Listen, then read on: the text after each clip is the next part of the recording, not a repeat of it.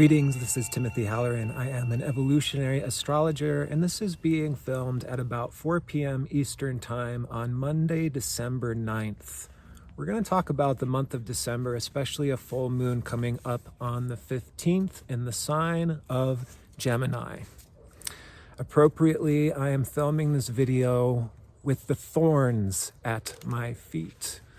And it feels as though to get this message out to you today, I must peel through these thorns, just the way a few weeks ago when I got lost in the woods at night and I was pushing my body through the thorn bushes and the thorns were tearing at my skin and making me bleed all over the place and I was shrieking in pain.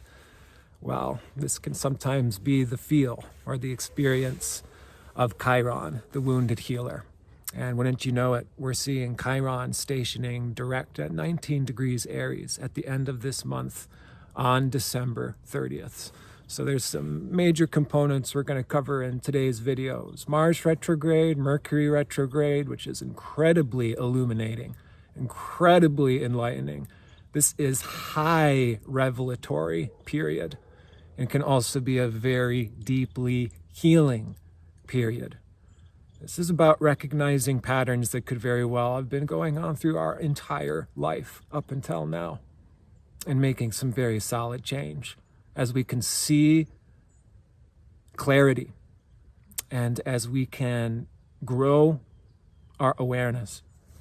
And as far as I understand, awareness and clarity does not always come easily or fun. We're talking about the rose and the thorn. And with Chiron, we do experience the full spectrum. That full spectrum does initiate our hearts.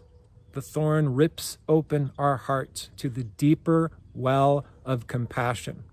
This is a wisdom that is beyond life being just a vacation. This is a wisdom of life being beyond just fun and games. Chiron initiates us into this deep wisdom of the heart.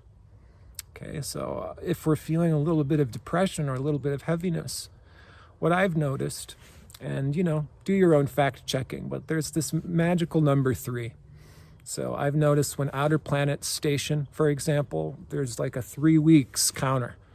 And I start to feel that planet when it's starting to come to a station. So we're about 20 days to Chiron station. We're in that 3-week period. We're starting to feel Chiron station, and then we'll have the 3 days before Chiron station at the very end of this month, and then we're popping that cork going into January 2025. There's some major revelation, confirmation, validation, and what can also be conclusion. A part of this conclusion is the conclusion of the moon's north node through Aries, which has been going on for roughly the last 18 months. A part of this wisdom of the North Node's transit through Aries while Chiron is simultaneously transiting Aries is a wisdom of the gut, a wisdom of instincts, as well as what may be a necessary healing journey through separation or individuation, or the pursuit of necessary openness, freedom, and open road. That's been the aim of the game. 2023, in and throughout 2024, but my God, 2024 was the major year, So again, Chiron, we can experience heartbreak. We can experience this pain. That's very real. And I don't think we should shame that. I don't think we should say depression is a vice. I think that's toxic positivity, and we need to honor the depression. We need to tap into those feelings. We need to honor the heartbreak. We need to allow for that heartbreak. When there is separation, when there is conclusiveness, when there is high awareness, it is not always easy. It can make us aware of both the flower and the thorn. That's what we can really be breathing in this month of December. It's a profound month to be living. It's a profound time to be alive. This Mars retrograde's no joke either, because Mars has just freshly stationed retrograde at the beginning of this month, opposite to Pluto, who's freshly into Aquarius. So there's this newness and this freshness and this new reality that wants to come into being, but it's not quite there yet. This is a birthing process. And I don't think that the birthing process is always fun, easy, or painless, though I've heard they can be more or less. Maybe we don't need to judge each other on who's got the more or less painful birth or birthing, but I would say that there's probably some relationship with the degree of pain that we can tolerate and the warrior that is being initiated now. It's a no pain, no game. That's the reality of Aries. Aries Mars rules the blood. Aries Mars rules sexuality, our physical desires, our instincts. This is what we're actually realizing has wisdom of the gut, even the wisdom of anger. I've spoken to so much through this last year and a half. Anger being a protective, defensive emotion, we have to honor anger. Why is the anger there? What is it protecting? What is it eliminating? And how can we honor that emotion? Depression, similarly, is like a hibernation phase. Yes, this world can be very depressing if we're really, really aware of what's going on, and if we're really opening up to the whole of what is. If we sit down with every single person on the planet, depression is a natural response, I would say, because if we love everybody and we see everybody and their struggles and their pain, that can be hard, that can be heartbreaking, and that's the reality of the divine feminine. Is that we hold that compassion in our heart. We hold for the tragedy of life. We do not try to bypass this tragedy. We don't try to make it into something other than what it is. It's very tragic. It's very tragic. And I think we particularly experience this tragedy perhaps the most in relationships. And that's a lot of where there's been this healing of Chiron and Aries, because it's the healing of each must go their own way. Each must honor our own differences. And when there can be no honoring of differences, or no honoring or seeing or acknowledgement of the individual, it's not a safe space for us. It's not the right place for us. It's not a respectful environment for our body, our nervous system, or our soul. So this is a part of this rebirthing of Mars total retrograde for all souls on planet Earth 2024 into 2025. Because Mars is moving back into the sign of Cancer on January 6th, where Mars will station direct at the end of February, 17 degrees Cancer. Wouldn't you know it? Right on my Chiron. Boy, I feel like I've got enough bleeding out coming from me the last year to feed a whole army of people. You know, just drink it up if you can feel it coming off me. I made a post on Facebook this morning. It's like there's 80 knives in my back. You know, if you want to stab me in the back, just go for it. It's wide open for the taking. But there's change happening here, folks. This is about recognizing that this cannot go on. I can't take any more knives in the back. I can't take any more disrespect. And I think that if we're really paying attention and if we're conscious and aware, life is asking us to evolve right now. It's asking us to evolve our direction. It's asking us to evolve our desires. And that's exactly what Mars retrograde is all about. There's this redirecting process that initiates when Mars first stations retrograde. This is only a few weeks ago, and then it takes us through this whole rebirthing process. That's going to bring us into spring of 2025. Okay? Because Mars goes retrograde opposite to Pluto, 1st degrees Aquarius, on January 3rd. Makes a retrograde pass later this month. And then the start of April, Mars makes a final opposition to Pluto in the early degrees of Aquarius on April 27th. Okay, so this is a birthing process taking us from, we could say, the end of November to the end of April 2025. And that's going to be a new fresh baby that's coming out, by the way. And this is about a returning to safety, are returning to the home, returning to an actual supportive space. That's what this Mars retrograde is going to turn into. It begins with this need to honor our uniqueness and our differences, beginning in the sign of Leo. You know, what makes us different, what makes us special, what makes us stand out? Are we going to condemn that part of ourselves? Are we going to attempt to try to be understood by everybody? This is a big part of this illumination, is the reality is we cannot be understood by everybody. That's part of the revelation. That's part of this wake up. And again, how revelatory and profoundly illuminating this period can be, I can't, highlight enough, because we're seeing Mercury retrograde, Jupiter retrograde in one another's sign. This is called a mutual reception in astrology. Mercury is in Jupiter's sign of Sagittarius retrograde, while Jupiter is in Mercury's sign of Gemini retrograde. The full moon's in the sign of Gemini, joining with Jupiter.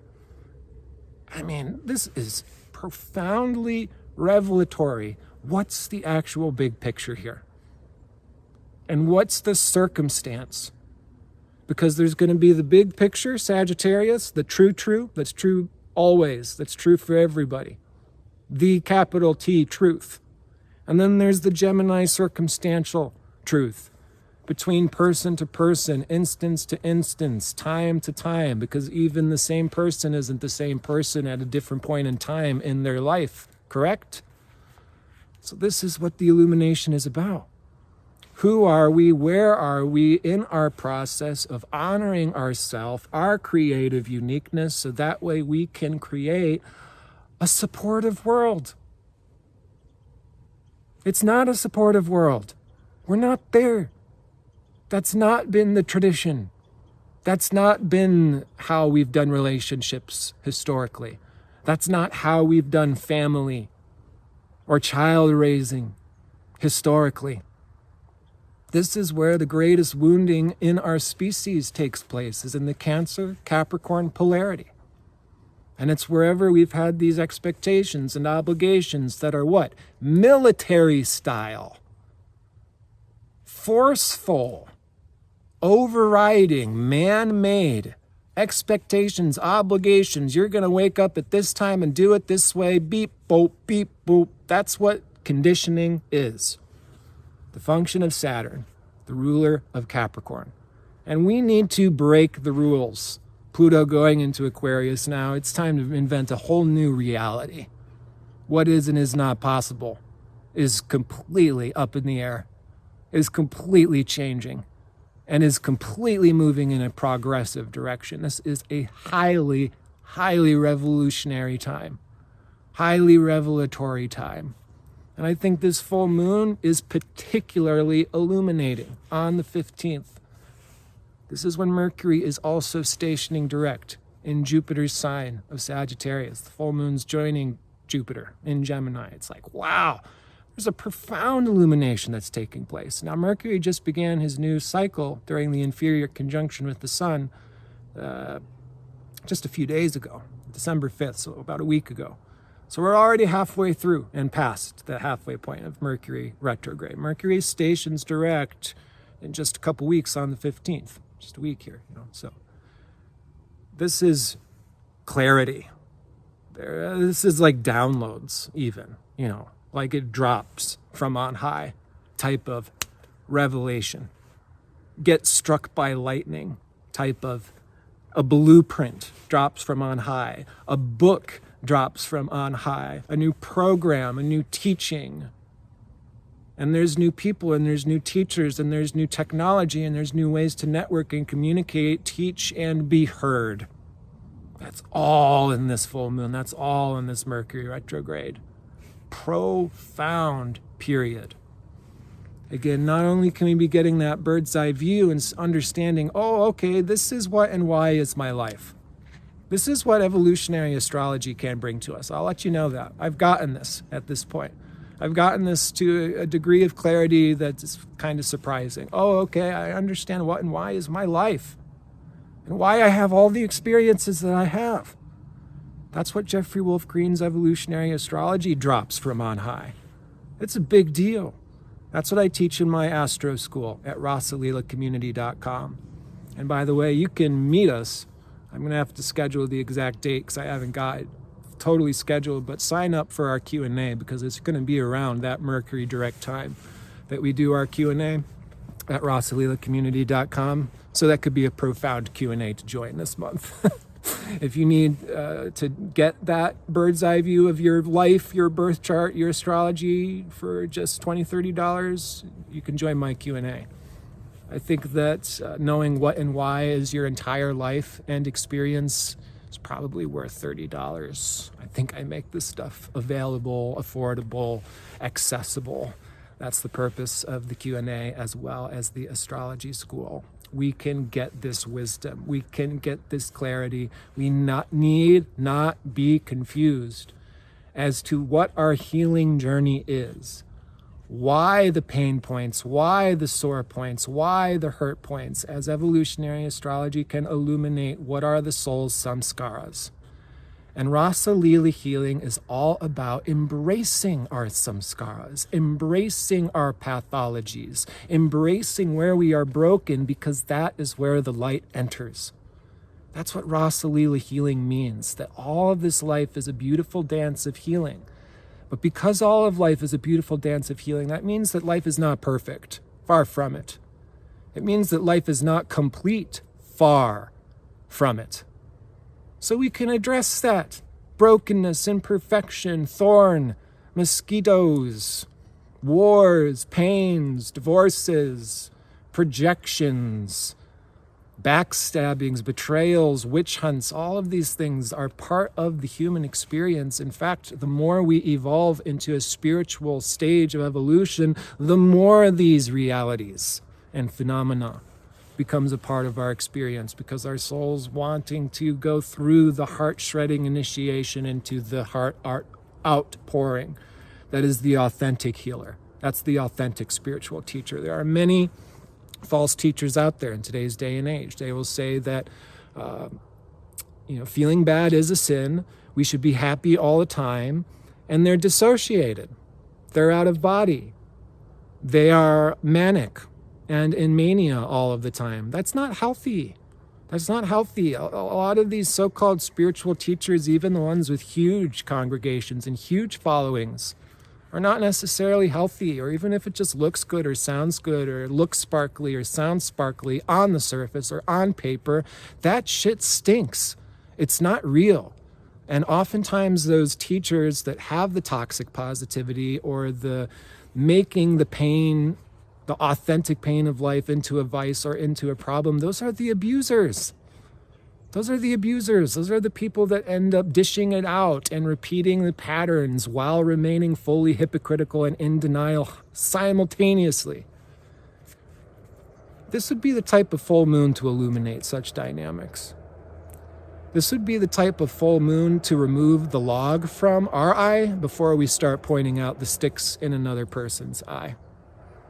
That's kind of the final wisdom of Sagittarius, and that is what we're talking about, this profound wisdom of Jupiter Sagittarius streamlining through this month of December, while Chiron is simultaneously stationing direct.